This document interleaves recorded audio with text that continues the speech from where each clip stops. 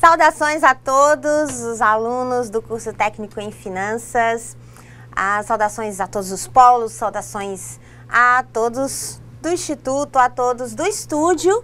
Então, agradecer aí a todos do estúdio também pelas externas que produziram para a nossa aula de OPP. Saudações, professor Janimar. Saudações, professora Anabela, saudações nossos tutores. E surgindo dúvida dos nossos alunos, aproveitem, tirem, porque é o último momento. É o último? Último momento para vocês fazerem isso. É o último encontro. Agora eu fiquei triste. Vamos de novo. É o último encontro. Da disciplina mais legal, com os professores mais divertidos. E diria bonitos. Bonitos também. Eu diria. Bom, a última aula de orientação para a prática profissional e pesquisa, depois vocês vão ter a avaliação.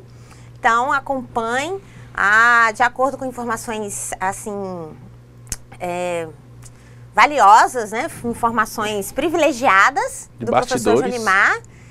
Parece que algumas das coisas que nós vamos falar na aula vão estar na avaliação. Então, é melhor a gente prestar atenção. Foi pensado nisso. Foi pensado assim. Então, vamos à aula. Última aula de orientação para a prática profissional e pesquisa.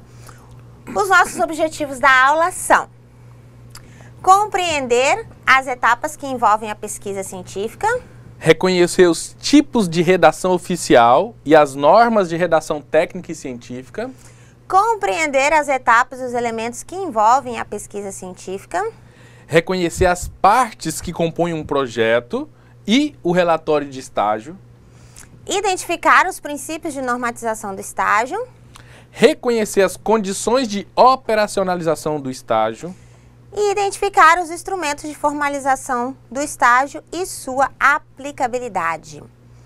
Bom, o nosso conteúdo são as etapas da pesquisa, redação técnica, a estrutura das publicações, especialmente os projetos e os relatórios, e a legislação e regulamentação do estágio, bem como os direitos, os deveres e a sua operacionalização.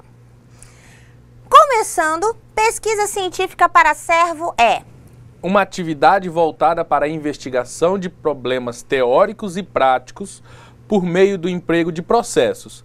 Parte de uma dúvida ou problema e, com o uso de um método, busca uma resposta ou solução. Muito bem, então o conhecimento científico, ele só se realiza através de pesquisa. A pesquisa é o elemento fundante do conhecimento científico. Não tem conhecimento científico sem pesquisa. Então, não temos, por exemplo, como saber se um princípio ativo de um medicamento realmente funciona para todas as pessoas que estiverem dor ou tiverem determinada situação que precisa de tratamento, sem a pesquisa a respeito desse princípio ativo. Não tem como nós sabermos se a tela do celular é tátil e funciona sem que tenha ocorrido uma pesquisa a respeito desse mecanismo. Como que se tornou, como que foi possível pensar em uma tela sensível ao toque? Como que chegou a um princípio ativo como o paracetamol para eliminar a dor às pessoas que estivessem com esses sintomas? Então, foram pesquisas que utilizaram métodos específicos. Então, ela foi testada e alcançou uma resposta, alcançou uma solução. Esse é o elemento da pesquisa. Só com pesquisa é que a gente chega a conhecimento.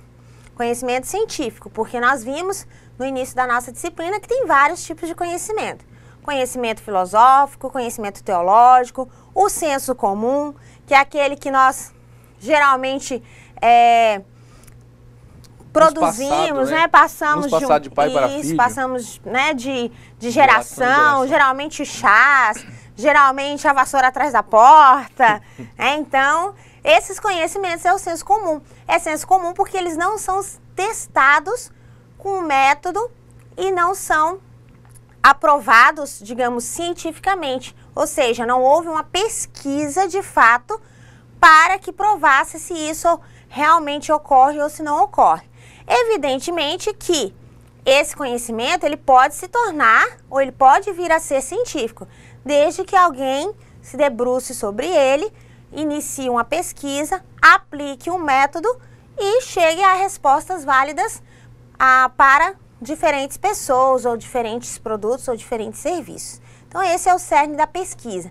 É a pesquisa que vai produzir conhecimento científico. E o conhecimento científico é a base de toda a produção acadêmica, seja a produção através de textos ou mesmo a produção através de exposições, de livros. Então é ela que é a base.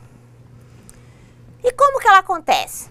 Bom, primeiro nós temos que pensar em um tema, que é o assunto que será abordado.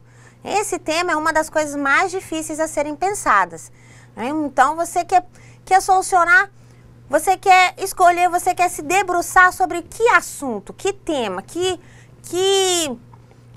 assunto lhe chama a atenção, que assunto que tira o seu sono, que assunto que você não entende e quer saber mais. Alguém queria saber mais como melhorar, por exemplo, a comunicação no celular. E aí, como melhorar a comunicação via celular? Vocês perceberam que isso é uma pergunta, ó, como melhorar a comunicação pelo celular? Será que ao invés de botão eu teria um outro mecanismo para fazer a comunicação? Será que além do botão eu teria algum outro jeito de acionar, acessar essas informações? Então, foi com uma pergunta e é sempre com uma pergunta que a gente inicia a pesquisa. Porque é essa pergunta que vai nos provocar para a atitude de pesquisa. É essa pergunta que vai nos direcionar para pesquisar esse assunto. Então, como será que as empresas ou microempresas administram uma crise econômica? Quais são os recursos que elas utilizam para minimizar os impactos diante de uma crise econômica? Ou quais são as medidas que elas tomam diante de uma crise econômica? É uma pergunta. Eu, como técnico em finanças, será que me interessa pesquisar isso? Será que me interessa saber disso? De repente, é justamente aí que a empresa precisa, ao invés dela, de repente, demitir alguém, ela, ao invés de demitir, ela contrata alguém, de repente, um técnico em finanças, para justamente auxiliar essa empresa num processo de crise. Então, a pergunta é o problema da pesquisa. Esse problema é que vai guiar toda a pesquisa. É ele que vai direcionar. Então, é o problema que é o cerne do projeto de pesquisa. Ele que vai me direcionar para todos os outros elementos, inclusive para a resposta final, seja ela positiva ou negativa. Esse problema, eu tenho que ter em mente possíveis respostas. Então, minhas possíveis respostas são possíveis porque eu não tenho certeza. É justamente por isso que eu vou pesquisar. Se eu tivesse certeza, eu não iria pesquisar. Essas possíveis respostas são as hipóteses. E para que eu comprove ou negue essas hipóteses, eu vou utilizar um método para verificar se elas são verdadeiras ou se elas são falsas. Nós temos basicamente 3 métodos: a indução, a inferência e a dedução. A indução parte do particular para o geral, a dedução do geral para o particular e a inferência é uma mescla desses 2 procedimentos. Esse é o trajeto base de uma pesquisa científica. Aí esse método será aplicado, testado, revisado e, dependendo da resposta, pode ser negativa ou positiva. Não significa que a sua hipótese estava certa. Ela pode ser refutada. E é por isso que é pesquisa. Ah, mas e se a minha hipótese for refutada? Quer dizer que minha pesquisa não valeu de nada? Não, muito pelo contrário. Quer dizer que ela provou que aquela hipótese não é válida. Você tem que pensar em uma nova hipótese para solucionar aquele problema. Então, esse é o trajeto básico da pesquisa. E como que você deve se organizar, então, para realizar essa pesquisa? Então, quando você vier ao final do curso, se porventura você não realizar o estágio, você deverá desenvolver uma pesquisa para elaborar o seu trabalho de conclusão de curso. E mesmo que você, de repente, realize o estágio, você, enquanto acadêmico, pode desenvolver projetos de pesquisa para investigar determinado assunto. De repente, o próprio estágio no seu município, no seu polo, na sua região, Quais são as condições de operacionalização do estágio no meu município? Quais são as dificuldades que o polo enfrenta com relação à localização de vagas de estágio? Olha, eu já dei dois problemas para serem resolvidos. Então, mesmo que você faça uma pesquisa científica agora durante o curso, ou que você, porventura, não consiga ou não possa realizar o estágio, você deverá fazer a pesquisa como parte da elaboração do trabalho de conclusão de curso. E aí você precisa se organizar, porque a pesquisa não é um procedimento fácil de fazer. E toma muito tempo. Às vezes, nós achamos que vamos ter tempo de fazer determinadas ações de pesquisa e, na verdade, não temos, porque temos outras funções que devem ser conjugadas com isso. Então, é necessário planejar, é necessário um planejamento estratégico dessas atividades de pesquisa. Primeiro, você tem que definir, investigar quais são os tópicos ou quais são os assuntos de interesse ou de importância que te chamam a atenção, que tem vários, né? Tem muitos tópicos. Planejamento. Quais tópicos que poderiam ter, professor Johnimar? Por exemplo, você vai falar de finanças, e aí você pode pegar o próprio curso que você teve aqui. Ao longo desse curso, você teve quantas disciplinas que envolviam a temática finanças. Então, por exemplo, tem investimentos financeiros, tem mercado de capitais. Então, por exemplo, você pode estudar alguma temática envolvendo pequenas empresas e investimento em mercado de capitais, investimentos financeiros, ou outros assuntos que vão abordando. Okay? Então você vai definir qual é o tópico de interesse só dentro da disciplina, dentro dessa temática finanças, né? Só dentro da temática finanças você define um tema, que ela é ampla. Então primeiro eu tenho que definir um tema. Por exemplo, investimentos financeiros de micro e pequenas empresas. Pronto. E aí depois eu ainda vou definir isso ainda mais. Investimentos financeiros de micro e pequenas empresas localizadas no município tal. Então eu estou restringindo. Ou ainda posso ser específico, investimento financeiro de uma empresa específica. Pronto, eu defini daquela ali, eu só quero trabalhar em cima dos investimentos que aquela empresa fez ao longo, sei lá, dos últimos 5 anos, ou sei lá, os últimos 3 anos, eu quero analisar, olhar os caixas, os balanços e tudo mais, e verificar e fazer uma análise disso. Então eu defini o tema, é isso, eu tenho o tema finanças completo, e aí eu vou restringindo isso só de investimentos, depois investimento de micro e pequena empresa. Observe que nós não deixamos as grandes empresas de lado. Ou pode ser uma específica, determinei aquela lá. E aí eu vou organizar o restante da minha pesquisa em cima desse planejamento já definido. Correto, professora? Correto. Em cima desse tema, então, especificado, porque quanto mais específico, melhor para você pesquisar, você vai planejar as outras. Você vai se organizar. Então, planejar todas as outras atividades que você precisa fazer.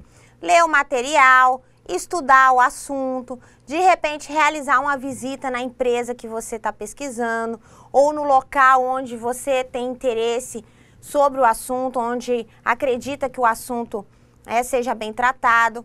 Então, planejamento, os investimentos financeiros. Vou investigar os investimentos financeiros de uma determinada agropecuária, né, de um determinado laticínio, de uma farmácia, ou então de um supermercado, uma cooperativa de crédito. Associação. Nossa, que tanto, né? Olha pra você ver, Johnimar, tem muitas.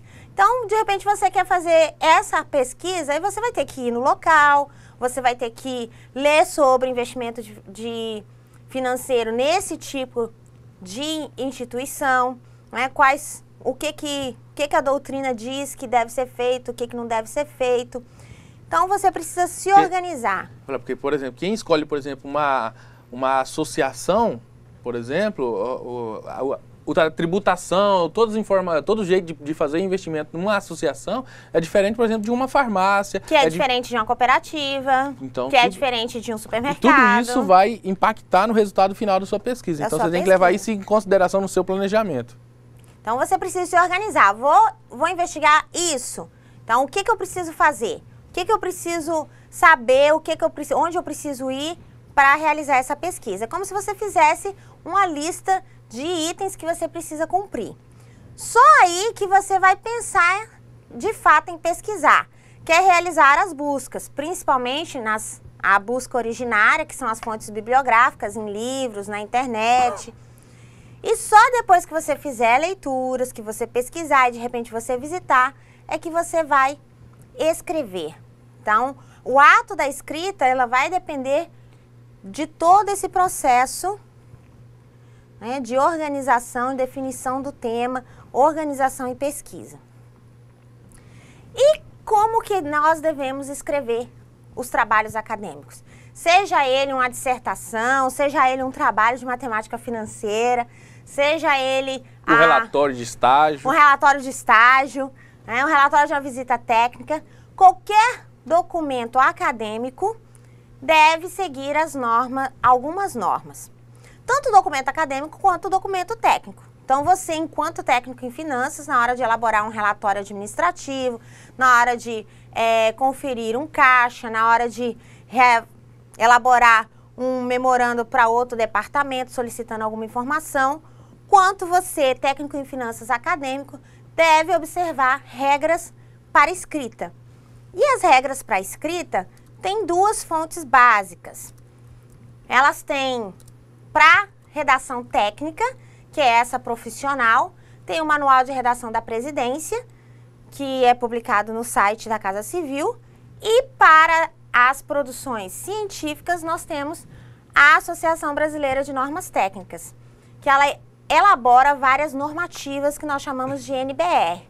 Então, norma brasileira a respeito de determinado tema. Tem vários temas, desde agulha até computador. As que nos interessam, especificamente para a disciplina, são as normas com relação aos documentos. Mas tanto os documentos técnicos quanto os documentos científicos, eles precisam de observar basicamente 4 princípios de redação. São eles: a impessoalidade, a linguagem, a formalidade e a padronização, a coesão, a concisão e a clareza. Por que nós devemos observar esses princípios? Vamos ver os exemplos aqui para que a gente tenha mais ou menos uma ideia do porquê observar esses princípios. É realmente apropriado que nos reunamos aqui hoje para homenagear Abraham Lincoln, o homem que nasceu numa cabana que ele construiu com suas próprias mãos. Ele nasceu e construiu? Ele construiu com as suas próprias mãos. Se ele construiu, acho que já era com as suas mãos, né? Ou se ele construiu, então... Mas foi a mão de quem? Do Abraham ou de quem está escrevendo? Então vocês viram que ficou confuso? A gente não sabe se foi o Abraham Lincoln que construiu com as suas próprias mãos, ou se foi quem escreveu, ou se foi o Abraham Lincoln, né? Se ele construiu é porque ele já usou os seus membros para realizar essa construção, né? Não precisava você dizer que foi com as suas próprias mãos. O outro exemplo. Cuidado! Tocar nestes fios provoca morte instantânea. Quem for flagrado fazendo isso será processado. Não toque no fio então, tá, Janimar? Qual será que é o erro aqui nessa situação, né? Quer dizer, se eu tocar nos fios me provoca morte instantânea, como é que eu vou ser processado por ter tocado nos fios? Não vai ter mais por que processar se eu já faleci diante do toque nos fios. Então ficou confuso o texto. Então, independente se você está produzindo um documento técnico ou um documento científico, você tem que ser claro, você tem que ser objetivo. Você tem que ser impessoal, porque geralmente essas comunicações técnicas ou científicas, elas são entre instituições. Então, por exemplo, o IFRO e a CEFIM, uma determinada farmácia com um mercado, ou mercado com uma associação comercial. Não é eu, pessoa, que estou escrevendo. Eu estou escrevendo em nome de uma instituição. Então, é por isso que deve ser impessoal.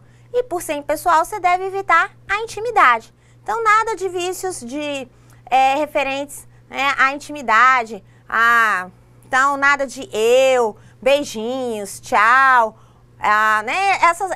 Esses elementos que dão intimidade ao documento. Isso você faz no seu e-mail particular, nas suas amizades, no seu grupo, na sua família. Num documento técnico ou científico, você deve primar pela impessoalidade. Okay.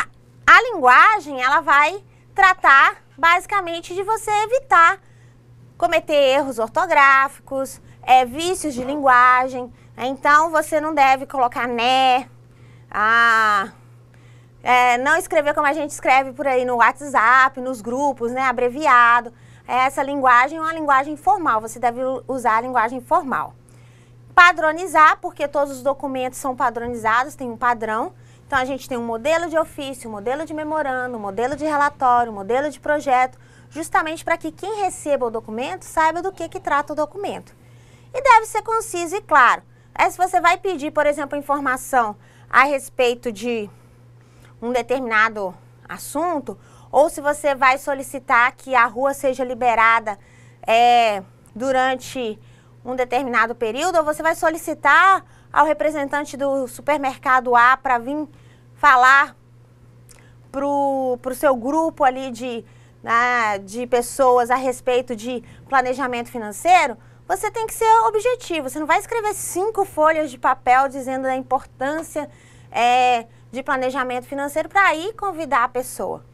Tem que ser direto, ele tem que entender logo o que se precisa. Então, esses princípios devem ser observados tanto na redação técnica quanto na redação científica.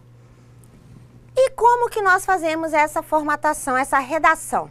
Além dos aspectos da redação, tem outros aspectos a ser olhado, né? Que são as formatações do texto.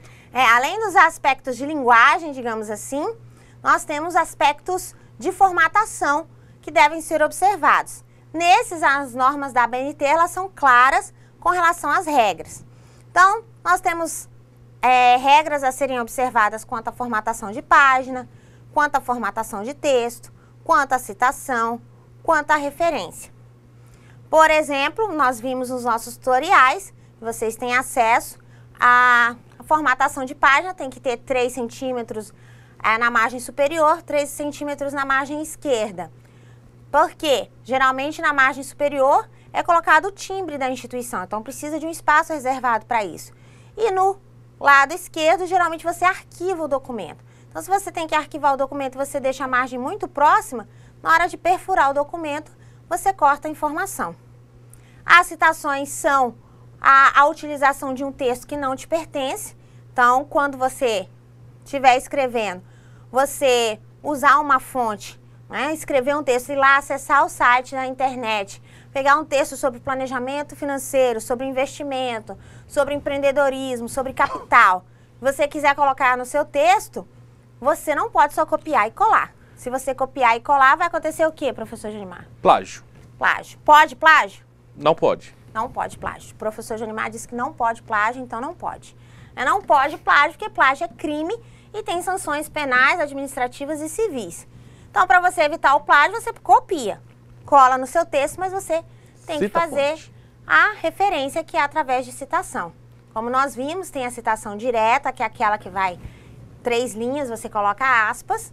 Tem a citação direta longa, que dá mais de 4 linhas, você faz um recuo, diminui o tamanho da letra. Mas em todas elas você tem que dizer de quem é, qual é o autor, qual que é o ano e qual a página que você tirou aquela informação. E tudo que você utilizar no seu texto, seja em forma de citação, ou seja na forma de base, ou que você leu e se apropriou das ideias, você tem que fazer referência. A referência é a lista de todas as fontes que você pesquisou. Desde o site, uma revista, uma reportagem, ou até mesmo um artigo, você vai fazer a referência. Então, você vai dizer o nome do autor, o título, a obra que você consultou, a editora, o ano. E se for da internet, o endereço completo e a data que você acessou. Esse é um básico, de modo bem resumido, sobre a formatação dos textos. Mas, professor, eu ainda não decorei quantos centímetros, não decorei o tamanho da letra. Não tem como decorar, até porque as normas têm uma certa atualização. Então, a gente nem recomenda que vocês decorem, pelo contrário. O que vocês devem fazer é, toda vez que vocês forem escrever, consultar as normas. Esse é o melhor procedimento. Então, consulta a norma. Vou escrever uma redação sobre empreendedorismo. A professora pediu uma redação sobre os tipos de empreendimento que deram sucesso na nossa região. Então, você vai escrever, como é que eu tenho que fazer esse texto? Então, vou lá na norma da BNT e confiro. Porque ela se atualiza, não tem motivo da gente ficar decorando essas regrinhas, tá? Mas é necessário que a gente consulte. E toda vez que nós escrevemos, nós produzimos um determinado documento. Geralmente, a pesquisa provoca um resultado em 3 tipos de documentos básicos. O relatório, que é... resultados alcançados, as pesquisas. E advém de... E outros que são planos de atividades realizados, estágios. Ou ainda os relatórios de visitas, né, que você faz. Abrindo um aspas aí, a Eliane de Paraná, os alunos de Paraná ainda estão com dúvida naquela atividade, naquela visita técnica, que é uma das nossas atividades, e a dúvida é mais no sentido assim, os alunos estão perdidos. A ideia ali é que o aluno faça uma visita em uma empresa, correto? Ele vai visitar a empresa e depois ele relata o que é que ele viu nessa empresa. Então ele vai dizer lá, no dia tal, às tantas horas, fui na empresa X, que está situada no município de Paraná desde não sei quanto, por exemplo. A empresa atua com diversos segmentos ou no segmento tal e vai relatando essas informações, coloca qual é a missão da empresa, a visão, colhe informações da empresa e depois vocês vão relatar isso, descrever como é que são as funções lá dentro, a quantidade de funcionários, o que você puder de obter de informações dessa empresa depois escrever, né, Ana? Exatamente, é um procedimento simples, que é basicamente o que o professor Junimar comentou. Aí você vai visitar essa instituição e vai, lógico, determinar um tema a respeito da sua visita. Né? Se o seu tema, por exemplo, é investimento financeiro, aí você quer saber mais a respeito do investimento financeiro na farmácia X. Então, você vai lá na farmácia e conversar com o dono ou com o farmacêutico ou o responsável pela farmácia e perguntar qual o nome da empresa, há quanto tempo que a empresa atua aqui no município, que tipo, né, de serviço que ela presta, além de medicamento, ela faz atendimento, e aí depois você vai entrar na seara especificamente da atuação farmacêutica, né, ou do investimento financeiro. Né? Ela realiza investimentos financeiros? Com que frequência? Quais os valores aproximados desses investimentos? Então, essas informações você vai perguntar para a pessoa que você estiver entrevistando durante a visita. Então, é uma visita de conhecimento. E essas informações você vai escrever e depois vai ordenar, conforme as normas da BNT, na estrutura de relatório, seguindo as normas. Então, você vai descrever o que você perguntar, o que você viu, o que você identificou na entrevista, a respeito de um determinado assunto que você tenha interesse de saber. Então, esse vai se transformar no relatório para atividade de orientação para a prática profissional e pesquisa. Mas já vai usar todas essas regrinhas de clareza, concisão, as informações nas formas, ok? Do jeito que está lá, temos tutoriais para vocês que estão com dúvida de como fazer a formatação, acessa, né, o Rever Aula 1 e vocês vão ter todas essas informações. Outras formas, Ana, de documentos científicos? Aí nós temos a monografia, né, que ela é o resultado de uma pesquisa a partir de um assunto aprofundado e exposto. Ela é um pouco mais densa, né, ela é mais extensa, então você tem uma investigação mais profunda a respeito do assunto. E o artigo científico? Que é resultado de trabalhos de análise e de demonstração de forma breve e especializada em determinado assunto. Exatamente, são os três tipos de documento resultantes de uma pesquisa, basicamente. Tem outros documentos, evidentemente, mas basicamente utilizamos esses 3 tipos de documento. A monografia geralmente é usada em graduação, porque exige mais densidade no texto. O relatório geralmente nos cursos técnicos, porque advém da prática profissional que o aluno realiza. E o artigo científico, ele é usado em qualquer dos níveis, desde o técnico até no mestrado, no doutorado. E ele tem ganhado muita evidência pelo fato de que ele é uma publicação rápida, então não demanda você mandar para uma editora, para ela fazer capa, diagramar, fazer revisão. e só então publicar em formato de livro, né, que seria o caso do livro. Então, você pode até publicar em periódicos online. E o texto é um pouco mais curto. Então, diferente de um livro que tem 100, 200, 300, 600, 1000 páginas, um artigo tem 10 páginas, 15, 20, 30. Tá? Então, é uma publicação mais rápida de leitura e mais rápida de publicação, e por isso tem ganhado notoriedade no meio acadêmico. Então, vamos ao relatório, que é um dos principais documentos científicos, principalmente vocês, técnicos em finanças, vão utilizar quando da realização do estágio. O que diz a norma a respeito do relatório? Né? O relatório, ele tem algumas partes específicas. Então, ele tem os elementos pré-textuais. Elementos pré-textuais são os elementos que constituem partes antes do texto. Então, não o corpo do texto em si, são, por exemplo, a capa, a contracapa. Esses elementos, eles são basicamente antes do texto. Então, são pré-textuais, antes do texto. São partes do texto que não têm as informações sobre o texto. Né? Basicamente, tem informações a respeito do autor, da instituição, mas não é o texto em si. Nós temos os elementos textuais, que aí sim compreende onde você tem o texto em si, então onde você trata da pesquisa, onde você trata do relatório das suas atividades. E você tem as partes pós-textuais, que são as referências, são os apêndices, os anexos ou outros elementos que você venha a utilizar. E para que serve o relatório? Né? O relatório, ele está regido pela norma brasileira 10.719 e diz que...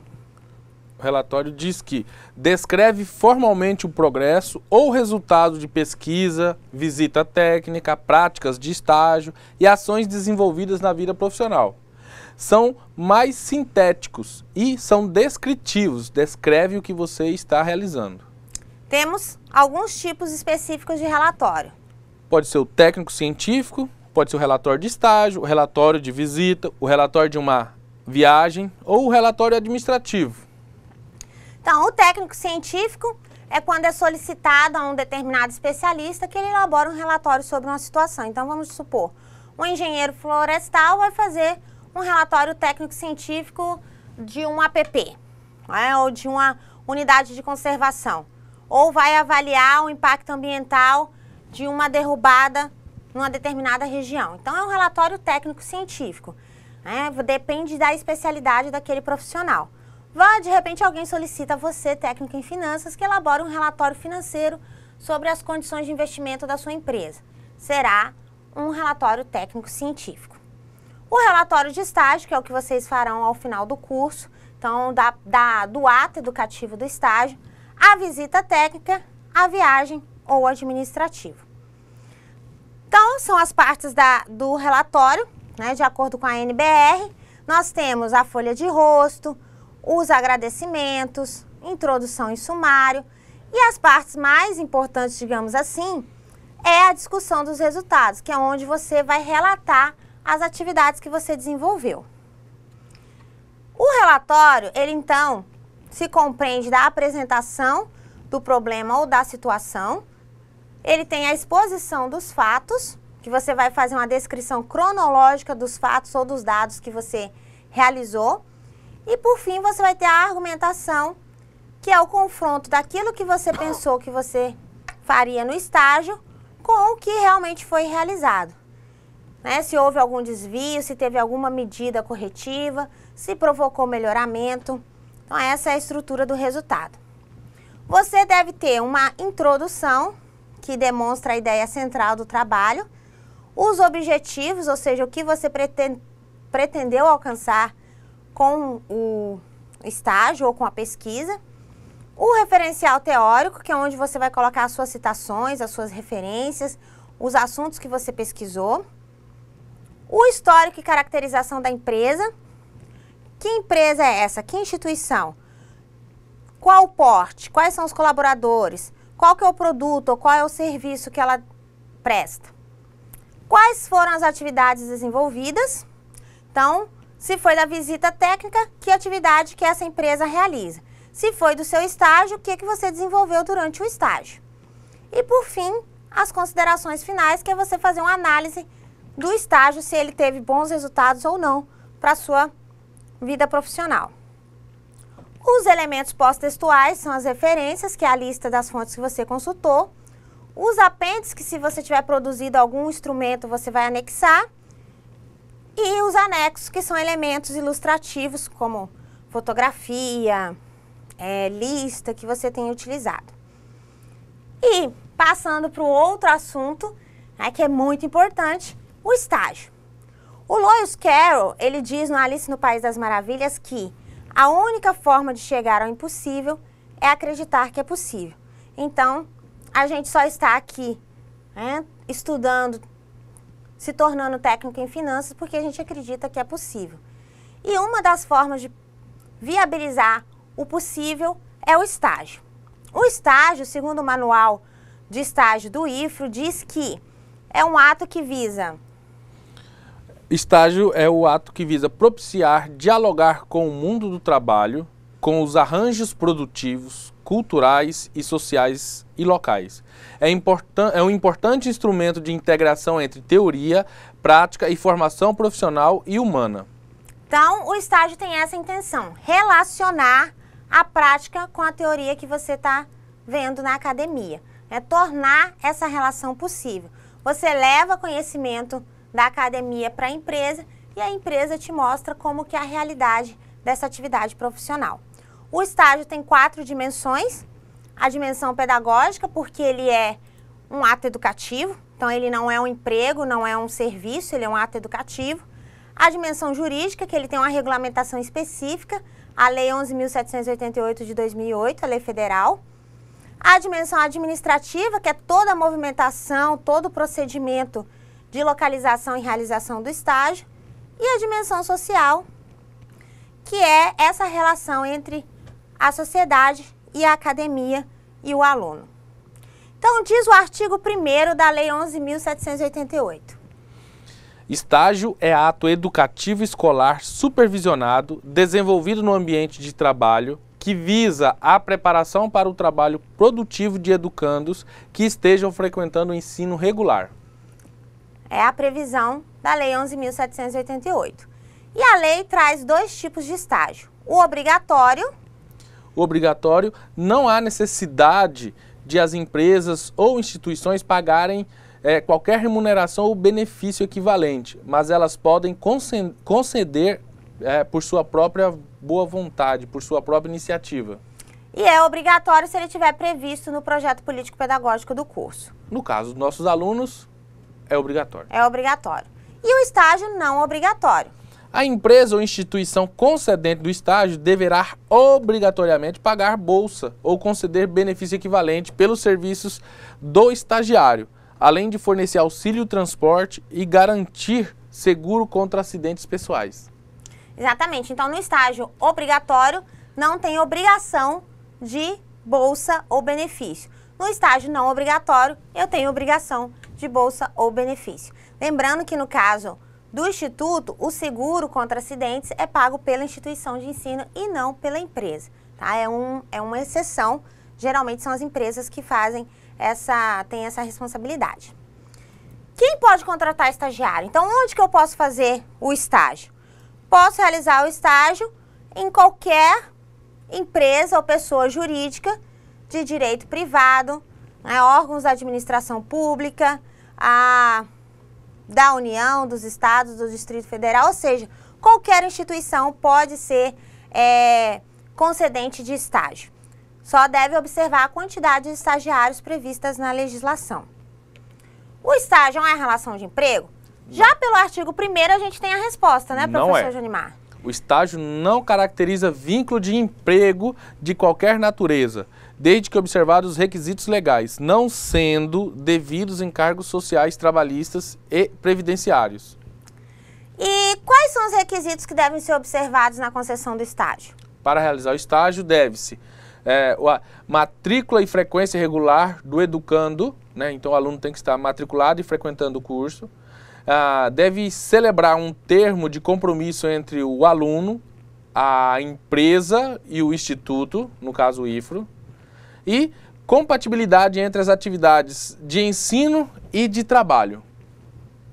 Esses são requisitos. Quem são os envolvidos no estágio?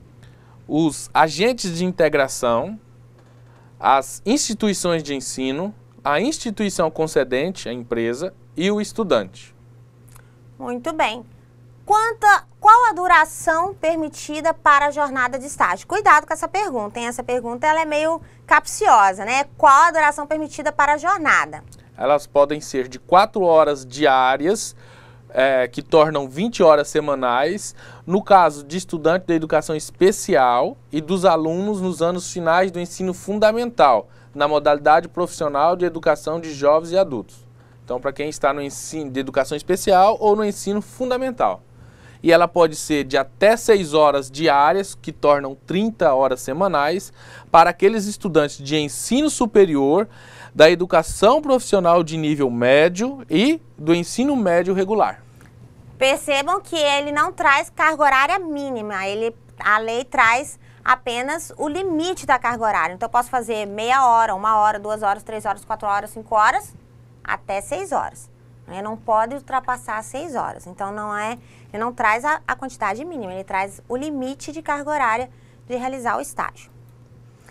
E durante a realização do estágio, todos os agentes que estão envolvidos têm direitos e deveres. O estagiário tem como direitos a vaga, ou seja, a garantia da vaga do estágio, o recebimento de bolsa, se não for obrigatório, o seguro contra acidentes, o auxílio transportes, férias, e essas férias só são contadas se ele ficar mais de 1 ano estagiando, e redução da jornada em dia de prova. E tem como deveres assinar o termo tripartite, realizar as avaliações e apresentar o relatório final quando do término do estágio. Já a instituição de ensino tem como direito? Deve gerenciar o estágio, ofertar as vagas de estágio e receber ou exigir os relatórios de estágio. E como deveres? Identificar oportunidades de estágio, celebrar o termo de compromisso, avaliar as empresas, as instituições que estão concedendo as vagas e indicar um professor orientador. A instituição concedente, que é aquela que oferece o local para o aluno estagiar, tem como direito disponibilizar a vaga, exigir do estudante o cumprimento dos princípios do estágio, então pontualidade, as atividades desenvolvidas e, no caso de ausência, descontar o valor se ele receber bolsa estágio. E deveres? E deveres, celebrar o termo, vamos falar junto, porque isso é importante. Celebrar o termo de compromisso. Ofertar as instalações adequadas. Indicar um supervisor e contratar em favor do estagiário seguro contra acidentes. É isso, né, com exceção do IFRO, que no IFRO é o IFRO que contrata. E o termo tripartite? Por que nós falamos aqui quase num jogral? Porque ele é o documento sem o qual vocês não podem iniciar o estágio. Ele é requisito. Ele é tripartite porque deve ser assinado pela instituição de ensino, pelo estudante e pela empresa. Então, esse documento é assinado pelos 3 e cada um desses 3 elementos ficam com a via assinada pelos 3 integrantes. Então, para realizar o estágio, haverá a localização da vaga, será assinado o termo de compromisso tripartite, haverá a definição do professor orientador pela instituição de ensino e do supervisor que vai acompanhar o estagiário lá na empresa. E aí, o estudante deve elaborar um plano de atividade, que é o que ele vai desenvolver na empresa junto com o seu orientador de estágio, apresentar ao supervisor do estágio e iniciar suas atividades. É em razão desse plano que você vai elaborar o relatório final. Esse é o fluxo de operacionalização de estágio previsto pela Portaria 101 de 2014 do Campus Porto Velho, Zona Norte. Então, você só pode começar o estágio a partir de completado 50% do curso e todos esses procedimentos que nós realizamos, com a coordenação de estágio, com a assinatura do termo de compromisso, a carta de encaminhamento, a elaboração do plano de atividade, preencher a folha de frequência, elaborar os relatórios e, por fim, apresentar o relatório final, bem como as avaliações de todos os envolvidos. Essas avaliações que constam do estágio são os instrumentais que você vai produzir, eles já existem, né? Já são os instrumentais pontos que você vai ter durante o curso, vai desenvolvendo durante o estágio mesmo essas avaliações. Todos esses documentos, esses instrumentos estão disponíveis para vocês lá na página da disciplina, né? Tem uma resolução e tem a portaria que tem todos esses elementos, a carta, o termo de encaminhamento, a folha de frequência, o modelo de relatório continuado, o modelo de relatório final. Então, todos os instrumentos estão disponíveis lá no ambiente. Então, recapitulando, o que tem que ser feito para que o estágio seja realizado? Deve ser realizada a matrícula. Essa matrícula vai dar uma carta de encaminhamento, vai gerar uma carta de encaminhamento. Essa carta de encaminhamento depende do termo tripartite, então essa carta de encaminhamento vai encaminhar literalmente o aluno à instituição que assinou o termo tripartite. Essa instituição vai acompanhar a frequência, essa folha de frequência tem o modelo disponível lá no ambiente. O relatório deve ser elaborado com base no plano de atividade, esse plano de atividade vai ser elaborado em conjunto entre o aluno e o professor orientador do estágio e vai ser entregue ao supervisor na instituição para que ele também possa acompanhar as atividades do aluno. Senão, esse supervisor ele não tem o caráter de castigador, digamos assim, né? Ele tem o caráter de acompanhar, né? Instruir, orientar você durante as atividades realizadas na instituição. E você tem uma avaliação periódica a ser realizada. Essa avaliação periódica, ela acontece pelo concedente, então a instituição avalia você, o estagiário, você avalia você e avalia a instituição, e o professor orientador avalia você e avalia a instituição. Depois de realizado o estágio, você vai, aliás, durante a realização você tem que ir preenchendo o relatório parcial, porque, pensa, são 200 horas. Se você deixar para preencher o relatório final todo, na hora que entregar o relatório, você vai ter um monte de coisa que você não lembra. Então você tem que preencher o relatório continuamente. E essas informações você pode ir trocando com o seu orientador, que você vai ter durante o estágio, você vai trocando no próprio ambiente virtual mesmo, você vai tirando dúvidas com o seu orientador, o professor do estágio, o seu orientador. Tanto para você melhorar a sua atuação durante o estágio, quanto para você, porventura, corrigir algum desvio que esteja acontecendo. A própria redação do relatório, né? Isso, de repente você está fazendo alguma coisa que não é exatamente o que a instituição queria. Então, o professor orientador também vai ajudar você a trilhar melhor esse caminho.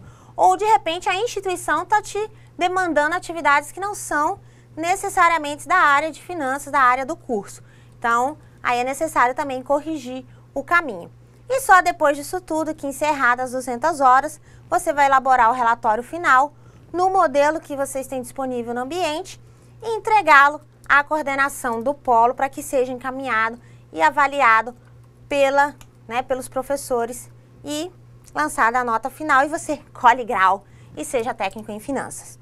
Essas são os temas, né? Não que os outros não sejam, mas esse foi um apanhado dos pontos, digamos, mais importantes da disciplina de orientação para a prática profissional e pesquisa. A gente se despede. Professor Janimal, obrigada pela parceria. Aos estúdios, obrigada pela produção das externas, por tornar essa mediação tecnológica possível, a todos os coordenadores de polo, a todos os alunos, a todos os tutores, né, que são sempre motivo de prestígio para nós aqui no IFRO, a presença e a participação de vocês. Então a gente agradece a todos, a equipe do IFRO Campus Porto Velho Zona Norte, pelo suporte. E ficam aqui as minhas saudações, suas considerações finais, professor. Minhas considerações finais, espero que vocês tenham aprendido um pouquinho mais com a gente. Não que a gente é dono do saber, mas é nessa troca de informação, que vocês possam realizar um ótimo curso, façam próxima, daqui a pouco, né, tem uma atividade avaliativa, vocês possam fazer ter uma boa atividade avaliativa. Então, bom trabalho a todos, bom curso e até a próxima. Bonanças a todos e acabou a disciplina. Né? Então, de novo. Acabou a disciplina. Bonanças a todos e tenham sucesso na sua vida profissional e acadêmica.